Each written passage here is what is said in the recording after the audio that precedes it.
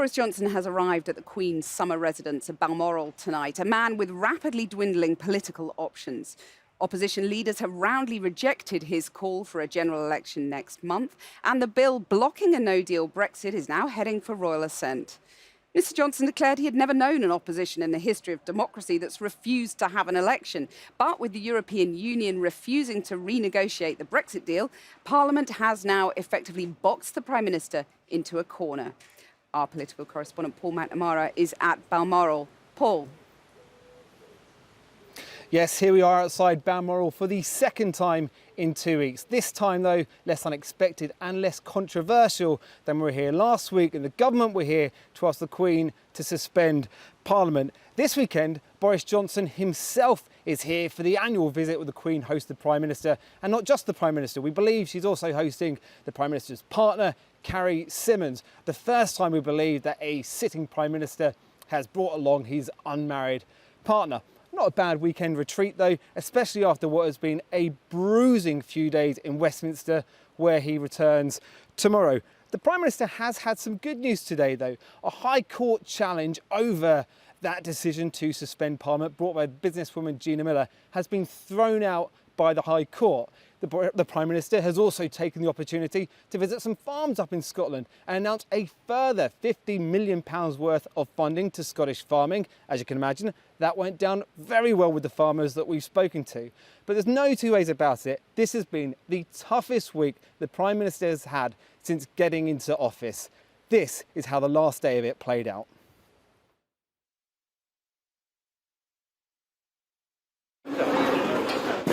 Crack of dawn at the end of a week, he may well be happy to see the back of. Votes lost, his majority lost, his own brother in cabinet lost. But in good mood in Aberdeenshire this morning as he practiced his negotiating skills. Have I bought that? Yeah. How much was it? It's cash. How much? The fish traders told us, well over the odds. Good God, that's so expensive fish.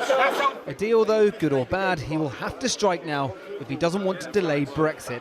This bill do now pass. After this happened in the House of Lords. Say content. The contrary not content. The contents have it. My Lords, I beg the House do now adjourn. And with that, no deal Brexit effectively blocked. So no deal is off the table, so too is an early general election, blocked this afternoon by an agreement between opposition parties. I think Boris Johnson is being forced to acknowledge we live in a parliamentary democracy and not a dictatorship. And he is trying to behave in a kind of presidential dictatorial fashion, but that isn't in keeping with British values. You govern through Parliament. Parliament is sovereign, and that's all we're asserting. Beyond that, when we get to a general election, I think it will be a Remain-Leave general election. So, struggling to make things go his way, opposition parties will only agree to an election now after the EU summit in mid-October. That means he'll have to sniff out a deal before then if he's to make good on his October 31st do-or-die promise. No problem, he says. If I may say so, I think that they're making an extraordinary political mistake, but it's their decision. They don't want to have an election. They don't want to move this thing forward. Fine. We will get a deal on October the 17th, 18th, and then we'll come out of the EU. But that will be the beginning of a process in which we start a new partnership with our European friends, plus we look to new opportunities around the world. The Prime Minister was in Scotland today, pledging an extra £50 million to Scottish farmers on top of a £160 million boost announced earlier this week. And the place to declare it? A serene, sprawling, award-winning beef farm in the Scots Tory heartland of Aberdeenshire. Yeah, well, I think it's a bit of light relief for the Prime Minister. Do you think he needs it at the moment? He's having a tough time, so yeah. Peter doesn't care what deal Mr Johnson gets now, as long as it gets done. We were quite happy to have him because we like the idea of being out of Brexit. You know, this thing needs to stop.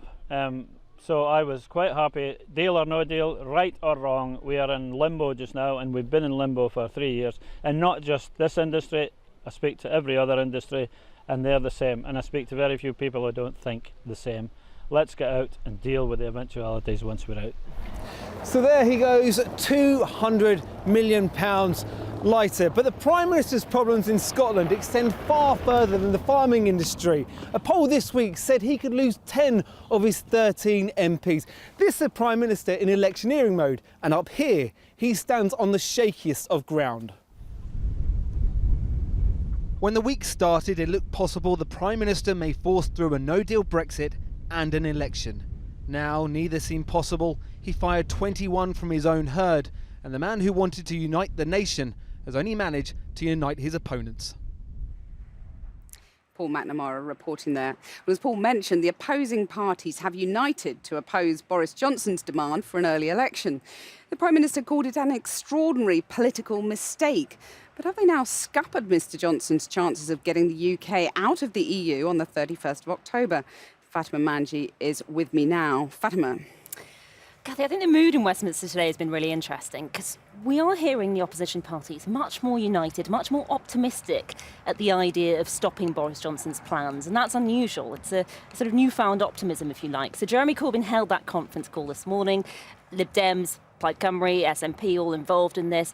I spoke to various party spokespeople afterwards and they're all telling me how well it went, how they're very much united for the moment on what the priority should be, which is to get Prime Minister Boris Johnson to either agree a deal or force him to go and get an extension on the 19th of October at this EU summit. So very much clear about that, and that there should be no election before then. On Monday, the MPs from all of these parties are going to be whipped to either abstain or vote against. Lib Dems were actually very categorical that their MPs will be voting against. Here's what Ian Blackford, leader of the SNP, had to say. Yes, we want an election, but we're not going to do it under his terms. We'll have an election once we've secured that safety of knowing that we're staying in the European Union, at least in the short term. So the Prime Minister is basically your prisoner now? Yes, he is. Well, he's made some, quite frankly, ridiculous statements about do or die. Well, he's responsible for what he's said. The fact of the matter is, parliamentarians have done their job. They're sent to Parliament to represent their constituents. This isn't the people against Parliament, it's Parliament against Boris Johnson, who is behaving like a dictator. If all the opposition parties are united about what happens on Monday, what about beyond that? Yeah, interesting. How long does this spirit of unity last? Now, not going to get into the business of predictions, Cathy, but I think there was a little bit of caution from Labour coming, and they seemed a little bit lukewarm about what happens beyond Monday. Notable, there weren't very many senior Labour voices around today speaking up. Now, Labour have been pushing for an election for a long time. They are also under pressure from the Tories, who are running this slightly absurd campaign of presenting Jeremy Corbyn as a chicken. So bear that in mind. Labour haven't completely ruled out a motion of no confidence against Boris Johnson, although clearly that's not going to happen on Monday. If they are going to do it, that could obviously trigger an election. Haven't got long though. On Thursday, Parliament is set to be prorogued. So what could happen? Not sure. What could happen? The question at the moment. Fatima, thanks very much. Well, with me now is the Labour MP Catherine West, and her constituency of Hornsey and Wood Green in London secured the highest Remain vote in the EU referendum. Fatima mentioned chickens there. Let's begin with that, because the Conservative press office sent pieces of chicken round the press gallery today. Are you chicken about a general election? Not at all. I think the window's closing on the mandate of this Parliament, and that's quite obvious with everyone moving parties and all the rest of it. It's really important that we do have the general election, but we mustn't lose sight of the fact that at the moment the opposition is actually in control of Parliament. So we don't want to waste this opportunity to really ram home the important message that a no-deal Brexit is, there's no majority for that in Parliament. OK, so when are you going to be brave enough to actually go for a general election? Well, I think the reason that there's a little bit of doubt in it is that it's important with tactics not to spell everything out, because there is a bit of a wargaming going on. I think it's important. It's a bit cynical, isn't it, really? Well, I think the important thing is that there is a passion for the election, and I think that was quite obvious from all sides in the chamber this week. It's a fairly tepid passion when it comes to Jeremy Corbyn, isn't it? The thing is that each minute of the day there's something different happening on the Tory side. So every time you sort of think that you understand the picture, then Michael Fallon will resign and say he's not going to stand again, or Joe Johnson, or so, you know, I think that the picture keeps changing. But the essence of it is let's make sure that we don't get tricked by Mr Johnson into somehow allowing to slip through into a no-deal Brexit. So you could wait till December to actually have the guts to go for an election? Well, personally, I think we would all like an election as soon as possible. We're all raring to go.